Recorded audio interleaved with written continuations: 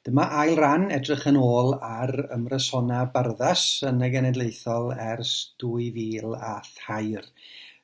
Tro dwytha, wnaethon ni gyrraedd 2011 a ymro Morgannwg oedd y Steddfod yn 2012 a cwpled yn cynnwys unrhyw derm cerddorol oedd y dasg i dîm Caernarfon, Meuryn a Sir Gar. Mi all pianissimo greu syndod o grescendo, meddai Ifan Pris, Caernarfon a chyferbynnu hyfryd yn fanna. Andrea Parry o feirion biti biti na bai o a natur passionato. Wel, mae hi yn gynnil tu hwnt, ddim yn egluro nag yn datgelu pwy ydy'r fo yma. A wedyn Ceri Wyn, Sir Gar, yn mynd â ni i fyd David Rowlands i gychwyn yn y llinell gyntaf, ond wedyn yn troi peth o amgylch heb os, rwyf yn hanner bardd, y rwyf yn semi-brifardd. A na fo, mae'r term cerddorol wedi cael ei ddefnyddio yn fendigedig yn fanna. A wedyn, symud ymlaen, mae pob un ohono ni yn gyfarwydd ar enw Harry Potter, a mae Karen Owen Sir Gar wedi mynd â ni i'r byd yna. Englyn yn cynnwys enw unrhyw gymeriad o lyfrau plant, ond mae wedi droio'n hyfryd ar y diwedd. Rhowch Dumbledore a'r glorian a Harry, ond wir wedi'r cyfan, ond nid gwell gan wlad y gân ei dewiniaid ei hunan. A wedyn pan mae gennych chi wlad sy'n yn gallu achwilio blodeuwedd, Branwen, Bendigeidfran, na fo, chi'n gwybod bod ni yn wlad gyfoethog tu hwnt. Dyna'r cyfeiriad oedd Karen wedi mynd iddo fo. Yn Sir Ddimbych 2013, oedd Mari-Lisa wedi cyfeirio at y gair trydar.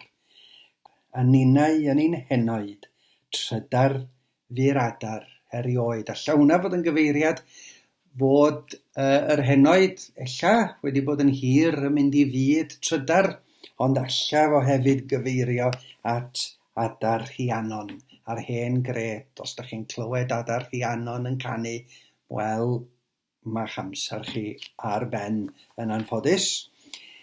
Eto yn 2013, Myr Lewis, englyn yn cynnwys y gair lap swchan. A dwi'n gwybod os da chi'n cofio'n sicr, ym Mangor ers dalwm, mi oedd na lynia fyny yn y pwll nofio, lluniau pethau nad o'ch chi ddim yn cael i gwneud nhw. Rheolai'r pwll nofio.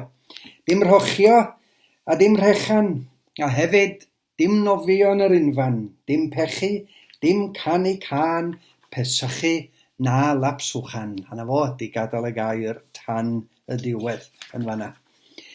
2014, Sir Gar, ateb llinell o'n wedi gosod, ces linell yn Llanelli.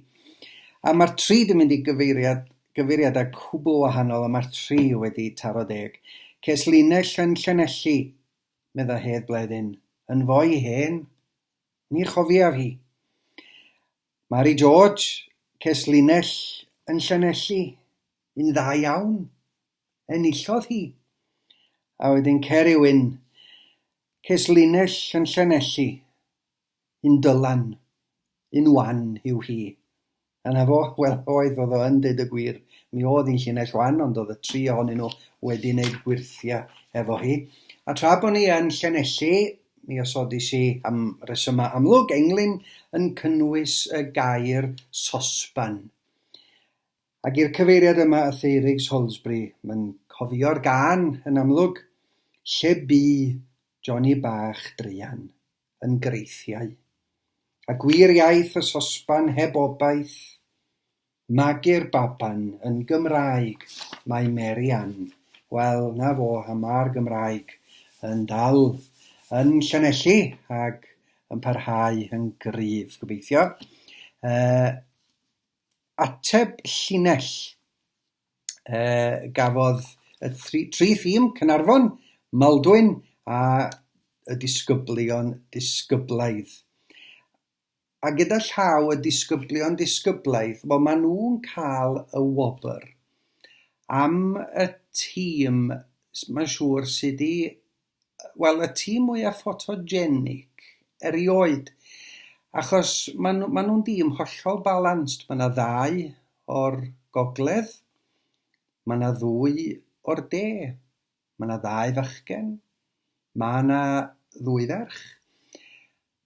Ond drychwch ar y ffordd maen nhw'n gwisgo. Dwi'n siŵr bod nhw wedi treulio misoedd yn paratoi at y wisg yna.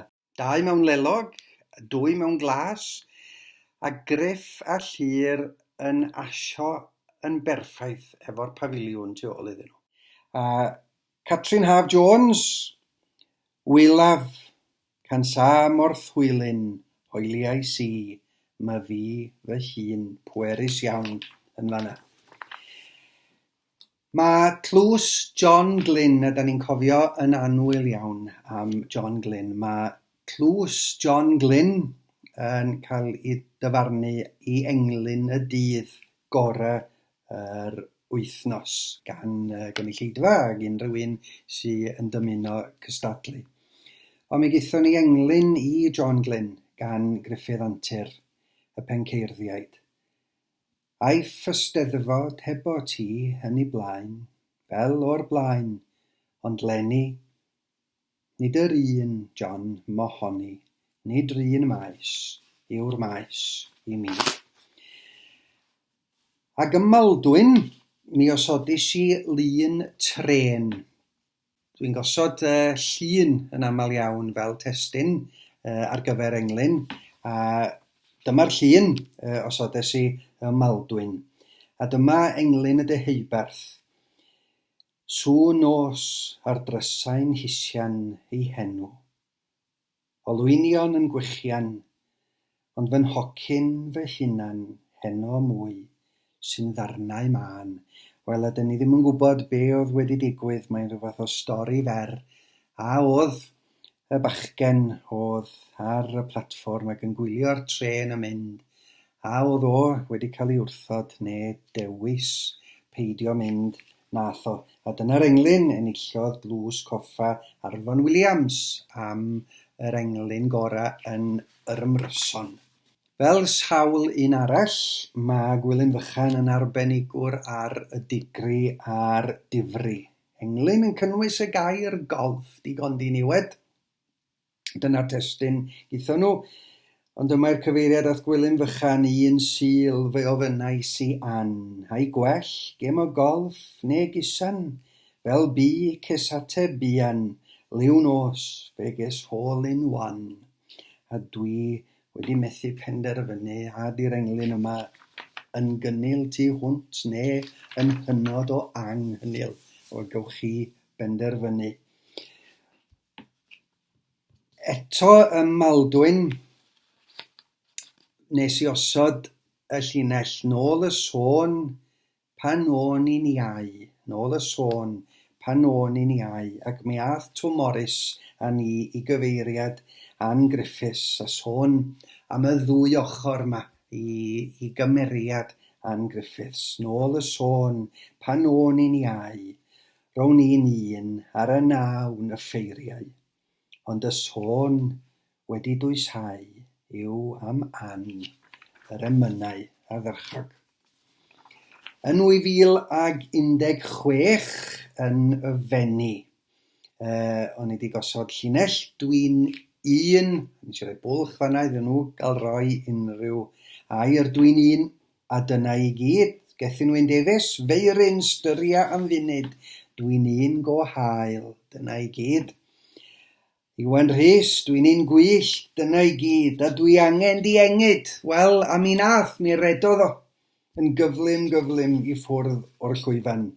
A Guto Dafydd wedi mynd â ni I fyd gwyddoniaeth. Mae beirdd yn aml iawn yn cael ei cystwyo am beidio a sôn am bethau gwyddonol. Amoeba, ers fy mebyd, dwi'n un gell, a dyna I gyd. Ardderchog.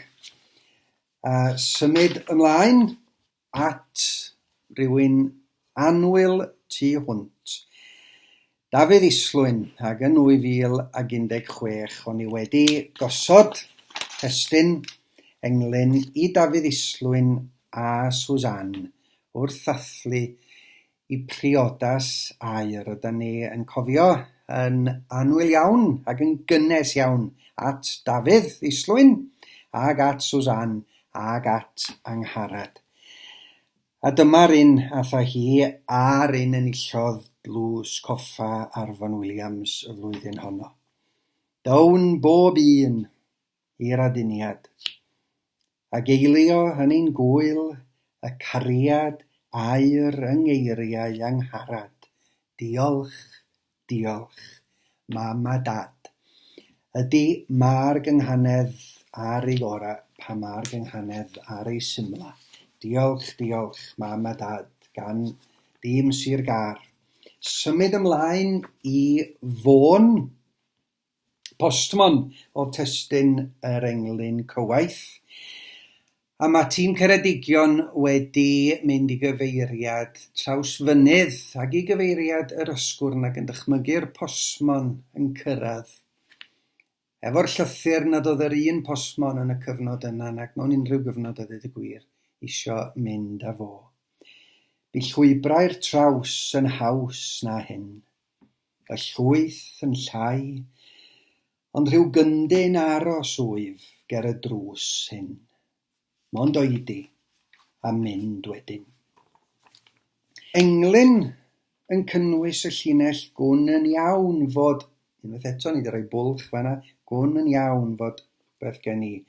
A Idris Reynolds, Ceredigion, wedi cyfeirio at gwmni Mike Ashley Sports Direct. Oedd na sôn yn y cyfnod yna nad oedd y gweithwyr yn cael siarad Cymraeg efo'i gilydd yn y siop. A mae Idris wedi gweld i yn fan hyn. Gwn yn iawn fod hawl gen i wario fy ngeiriau, Mike Ashley. Yn Gymraeg mi wariau i y geiniog gola sgeni. Ac yna'n atgoffa ni fod gennym ni gyd bwer pam mae gennym ni arian yn y pocedi i wario yr arian yna fel yr ydyn ni yn dymuno. A wedyn, unwaith eto i Dafydd Islwyn, englyn i Dafydd Islwyn, ond y tro yma i ddathlu 20 mlynedd o gadw'r marcia yn yr ymryson, a mae o'n gyfle i fi ddeud ymod i wedi cael boddhad mawr yn eistedd wrth ymyl Dafydd Islwyn dros yr holl flynyddoedd, ond nid yn unig hynny, y gefnogaeth yr oedd o ac y mae o yn parhau i'w rhoi. Mae'n gefnogaeth bwysig tu hwnt ac yn amhrisiadwy. A dyma'r cyfeiriad af Sir Gar, y sgôr a phwy sydd orau a gofiwn. Ond fe gofi dithau yn yr wyl bod rhaid mawrhau y digwydd, nid y degau. Y mae'r englyn yn egluro'i hun yn berffaith. Dwi wrth fy modd efo englynion telenegol ac yng Nghaerdydd 2018 dyna'r cyfeiriad ath Morgannwg. Englyn, teitl syml, cot law, pyla hantur y plentyn, a'i welys yn hawlio pob pwllyn. Mae'r got fach ar y bachyn, a minnau a hithau'n hun. Mae yna ryw dristwch tawel yn yr englyn yna. A wedyn, Steddfod Sir Conwy llynedd. Steddfod hyfryd yn Sir Conwy. Oedd Maldwyn, llun ag Efionydd a'r Penceirthiaid yn cystadlu ar y cwpled yn cynnwys y gair ebargofiant. Hwyr yn os ar gwrwnant, y faes hyd ebargofiant gan Gwion Eiron, Maldwyn. Y gŵr hyrt mi aif pob grant gefais di ebargofiant gan Judith Musgoturner, llun ag Efionydd. A da ni'n cydymdeimlo efo Steffan Phillips, y Penceirthiaid. Rhyngof ag ebargofiant yr oedd 10 parti cerdant. Ac a deud y gwir, Y diwrnod canlynol oedd Gwenallt, llwyd ifan Ceredigion wedi cydymdeimlo efo Steffan. Di cydymdeimlo gymaint.